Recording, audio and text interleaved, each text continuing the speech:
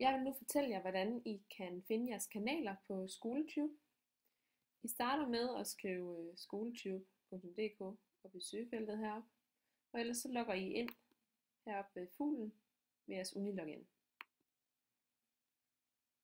Der vil så komme en boks op, hvor I skal skrive loginet. Når I er kommet ind, så holder I musen hen over mit SkoleTube og går ned og vælger mine kanaler. Her er der så en oversigt over de kanaler, som I er med i. Der kan I rulle ned, og I kan vælge at gå ind på en kanal. På kanalerne er der altid et stort billede.